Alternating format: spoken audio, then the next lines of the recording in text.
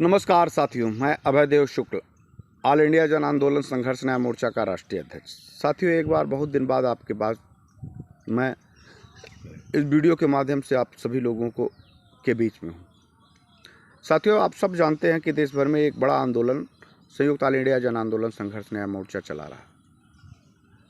आंदोलन के पीछे का उद्देश्य देश के 13 करोड़ निवेशक और 12 लाख कार्यकर्ताओं के भुगतान और उनके सम्मान की लड़ाई है। ऑल इंडिया जन आंदोलन संघर्ष न्याय मोर्चा ने देश के विभिन्न हिस्सों में जाके आंदोलन को बड़ा किया है, देश की सरकारों तक बात पहुंचाई है। माननीय सुप्रीम कोर्ट भी इस पर मॉनिटरिंग कर रहा है। तमाम परिस्थितियां देश में आंदोलन के दौरान निर्मित हुई हैं, जिससे देश के निवेशकों का पैसा मिलने की उम्मीद एक जगी है। तमाम उन कार्यों को हम सभी लोग बड़ी मेहनत के साथ कर रहे हैं कि कैसे इस आंदोलन को बड़ा किया जाए। उसके लिए विभिन्न अंदर खाने से जतन किए जाते हैं। तमाम उन लोगों को भी आंदोलन में जोड़ने का प्रयास किया जाता है, डायरेक्ट या इनडायरेक्ट रूप से। वो ऑल इंडिया जन आंदोलन के द्वारा किए गए कार्यों को बताए और जन जागृति हो, लोगों में जागरूकता फैले और लोग अपने पैसे के लिए सड़कों पर आंदोलन करने के लिए निकले। जैसा कि ऑल इंडिया जन आंदोलन संघर्ष न्याय मोर्चा शुरू से यह बात कहते आ रहा है कि जनता की अदालत सबसे बड़ी अदालत है।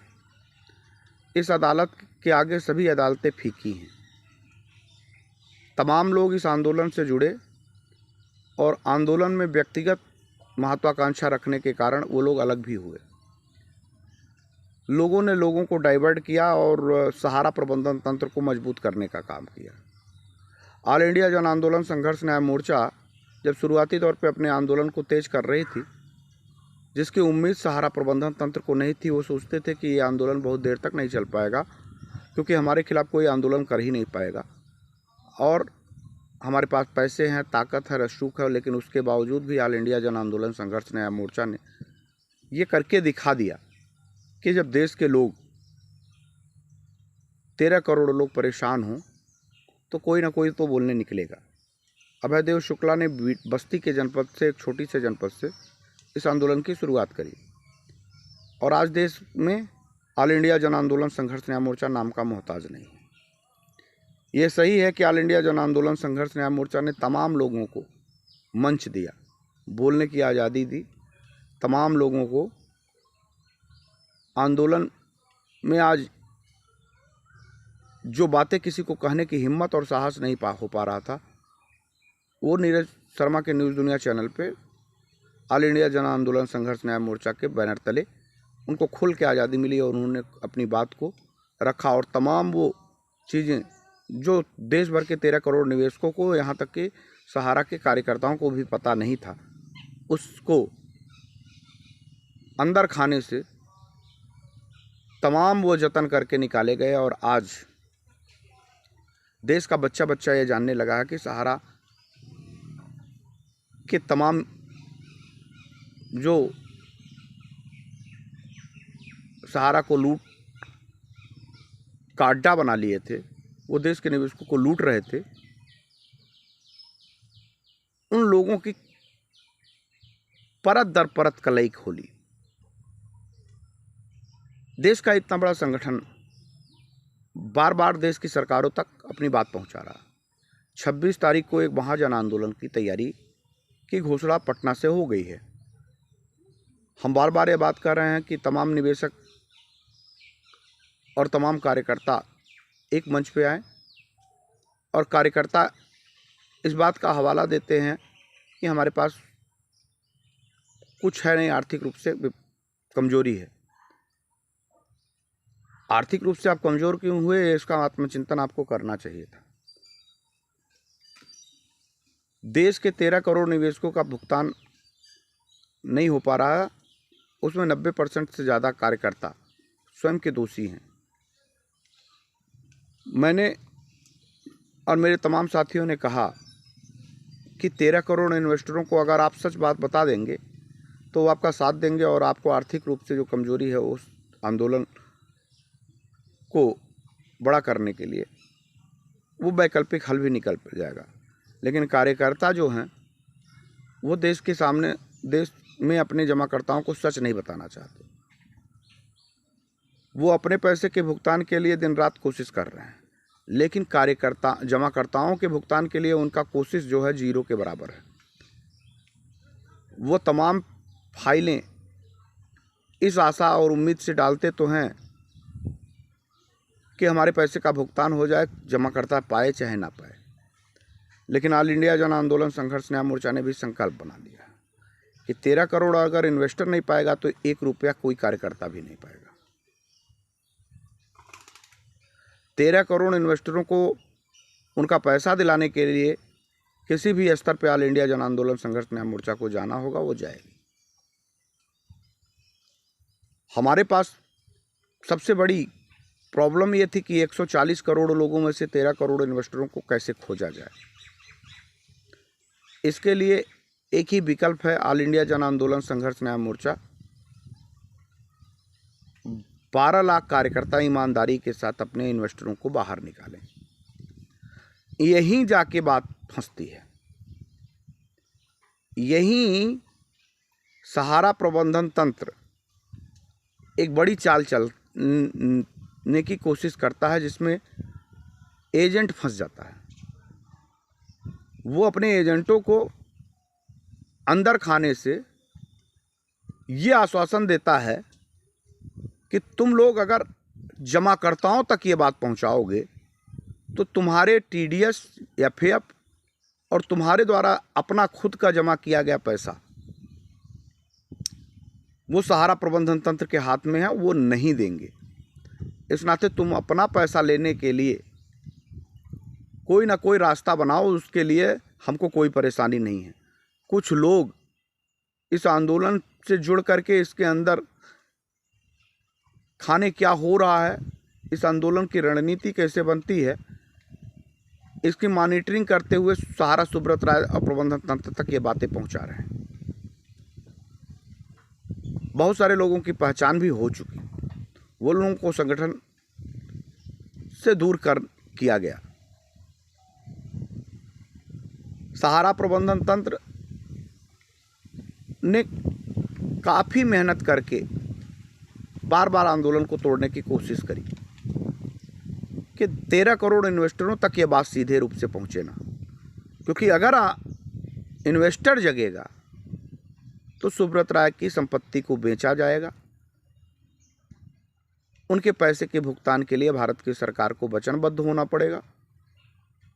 इसके लिए सहारा प्रबंधन तंत्र अपनी पूरी कूटनीतिक साजिश कर रहा है और वो अंग्रेजों की तरह फूट डालो और राज करो की नीति अपना रहा। चूंकि 13 करोड़ इन्वेस्टरों का पैसा 12 लाख कार्यकर्ताओं ने लगाया, इस नाते उन 12 लाख कार्यकर्ताओं में से तमाम महत्वपूर्ण लोग जो हम लोगों ने संगठन में उनको कि कार्यकर्ता और जमाकर्ता एक मंच पे रहें, एक साथ किया था, उनमें से कुछ लोगों को फोड़ करके वो पीआईएल के रास्ते डाइवर्ट कर रहे थे। क्योंकि सुब्रत राय भी अच्छे तरीके से जानते हैं कि कोई हमसे पीआईएल में आके कोर्ट कचहरी में नहीं लड़ पाएगा। हमारे पास तमाम अथाह पैसे जो कलेक्ट किए गए हैं उसको पानी की तरह हम बहा देंगे और देश भर से वसूला गया पैसा, क्योंकि थोड़ी थोड़ी धनराशि है, उस पैसे जो देश के निवेशकों से लिए जा रहे हैं, कार्यकर्ताओं से भी उसकी वसूली की जा रही है, उससे पहले और दूसरे स्टेज में जाते जाते ये लोग ध्वस्त हो जाएंगे। सुब्रत राय को अगर कोई डर लग रहा है तो सबसे बड़ा डर वो है जनता की अदालत, यानी जनता का आंदोलन। इस नाते वो तमाम वो कोशिशें कर रहा है, तमाम उन लोगों को फोड़ने की कोशिश कर रहा है, तमाम वो व्यवस्थाएं कर रहा है जिससे आंदोलन को तोड़ा जा सके। ये बातें हमने जब आंदोलन को शुरू किया था तो मुझे वर्कआउट के रूप में पहले से ही मालूम था। इस नाते हम सभी लोगों ने धैर्य के साथ आंदोलन चलाने की एक जिम्मेदारी ली थी। तमाम परिस्थितियां आई लेकिन हम लोगों ने धैर्य नहीं छोड़ा, क्योंकि हमको मालूम था कि इस आंदोलन को बड़ा करने के लिए धैर्य की बेहद ज़रूरत है। एक ना एक दिन वो ऐसा आएगा जिससे देश में 1 लाख से ज़्यादा लोग एक जगह इकट्ठा हो जाएंगे और तब सुब्रत राय की एक नहीं चलेगी। सरकार को भी नतमस्तक होना पड़ेगा, जनता के निर्णय के आगे सरकार को भी झुकना पड़ेगा और तमाम वो जो कोर्ट है चाहे वो सुप्रीम कोर्ट हो, चाहे हाई कोर्ट हो, चाहे लोअर कोर्ट हो, उन लोगों को भी जनता के पक्ष में फैसला सुनाना पड़ेगा। हम इसी धैर्य के साथ चल रहे हैं। हमारे धैर्य को आप लोग समर्थन दीजिए, और जो भी वीडियो हमारी आपके पास तक जाती है उसको मेरा निवेदन है कि अगर किसी कार्यकर्ता को जो अपना पैसा लेना चाहता हो, अपने एजेंटों को, अपने जमाकर्ताओं को पैसा दिलाना चाहता हो, वो अपने कार्यकर्ताओं और जमाकर्ताओं में फॉरवर्ड करे। लेकिन मेरा निवेदन ये बात है, विशेष रूप से आग्रह है उन जमाकर्ताओं से जिनका एक भी रुपया सहारा में लगा है, कि अगर ये वीडियो आपके पास तक जा रही हो तो आप इस वीडियो को कम से कम 10 जमाकर्ताओं में शेयर करिए, ताकि सच बात उनको पता लगे। हम जीत के बेहद करीब पहुंच चुके हैं, इतनी करीब पहुंच चुके हैं कि कभी भी कुछ हो सकता है, आपका पैसा आप वापस आ सकता है। एक बार नहीं, दो बार नहीं, 3 बार हम जीत के करीब पहुंचे। एक बार तब जीत के करीब पहुंचे जब हमने 5,000 करोड़ रुपए देश की सुप्रीम कोर्ट से निकलवा लिए। हम जीत गए थे, हम उसको तब्दील करा ले जाते 2 लाख करोड़ में। लेकिन उसी समय सहारा प्रबंधन तंत्र ने हमारे ही बीच में से कुछ लोगों को तोड़ने में कामयाबी हासिल करी, और PIL के नाम पर लोगों को डाइवर्ट कराने के लिए उनको जिम्मेदारी दे दी। वो सफल भी हो रहे थे, लेकिन ऑल इंडिया जन आंदोलन संघर्ष न्याय मोर्चा के सच के आगे वो बौने साबित हो गए, और लोगों ने उनको एक सिरे से नकार दिया। 5,000 करोड़ रुपए को हम 2.5 लाख करोड़ रुपए में तब्दील कर ले जाते। हमने दोबारा सरकार के उस नीति को चुनौती दे दी कि पोर्टल का बहिष्कार करेंगे। क्योंकि पोर्टल का बहिष्कार हो जाता तो फिर हमको 2.5 लाख करोड़ रुपए मिल जाते। लेकिन सुब्रत राय और प्रबंधन तंत्र ने मिल करके उन सभी तथाकथित चंद गद्दारों को पोर्टल में डालने के लिए कि ज़्यादा से ज़्यादा अपनी संख्या पोर्टल में डालिए, ताकि एक्चुअल आंकड़ा प्रस्तुत हो सके। ऐसा कुछ कह करके उन्होंने पोर्टल में भी लोगों को डलवा दिया। 1 करोड़ लोग पोर्टल में डाले, जिससे सरकार का हौसला बढ़ गया और सरकार को खेलने का मौका मिल गया। अगर हम सब लोग, जैसे शुरुआती दौर में ऑल इंडिया जन आंदोलन संघर्ष न्याय मोर्चा ने आह्वान कर दिया था कि इन पोर्टल का विरोध करेंगे और एक भी पोर्टल में नहीं डालेंगे, 1 हफ्ते तक पोर्टल में नहीं डाला गया, जिसके कारण देश के गृह मंत्री को स्वयं आके ये कहना पड़ा, झूठ बोलना पड़ा देश के सामने कि 7 लाख लोगों से ज़्यादा ने 1 हफ्ते में पोर्टल में अपना दावा प्रस्तुत कर दिया। जबकि हकीकत ये थी कि महज 8 से 9 हज़ार लोगों ने ही अपना पोर्टल पे दावा प्रस्तुत किया था। हम सफल हो रहे थे, हम सफल ना हो पाए। ऑल इंडिया जन आंदोलन संघर्ष न्याय मोर्चा सरकार को झुका ना दे, इसके लिए तमाम अंदर खाने से उन लोगों को पुश किया गया और पोर्टल पे दावा प्रस्तुत करने के लिए प्रेरित कर दिया गया, जिसके कारण 1 करोड़ लोग ने समथिंग दावा प्रस्तुत किया, जिसमें से 35-40 लाख लोगों ने फिर भी दावे को आगे नहीं बढ़ाया। महज 35-40 लाख लोग ही अपना संपूर्ण दावा उस पर प्रस्तुत किए। वैसे भी हमारे तमाम साथी इस बात को जान गए थे, हमसे इत्तेफाक भी रख रहे थे, लेकिन कहीं ना कहीं हम अकेले पड़ रहे हैं, तो हमारी मदद करने की आपको ज़रूरत है। ऑल इंडिया जन आंदोलन संघर्ष न्याय मोर्चा अपने सीमित संसाधनों में इस आंदोलन को लड़ रहा है। थोड़ी थोड़ी आर्थिक सदस्यता मांग रहा है, लेकिन तमाम लोग इसको भी गलत तरीके से प्रस्तुत कर रहे हैं कि करोड़पति अभयदेव शुक्ला हो जाएगा। अरे अगर 150 रुपये की सदस्यता आपकी नहीं आएगी, थोड़ा आर्थिक सहयोग नहीं होगा, तो ऑल इंडिया जन आंदोलन संघर्ष न्याय मोर्चा आपके हक की लड़ाई नहीं लड़ पाएगा। ये बात हमारे तमाम साथी समझ रहे हैं, लेकिन लोग उनको डाइवर्ट करने की कोशिश कर रहे हैं।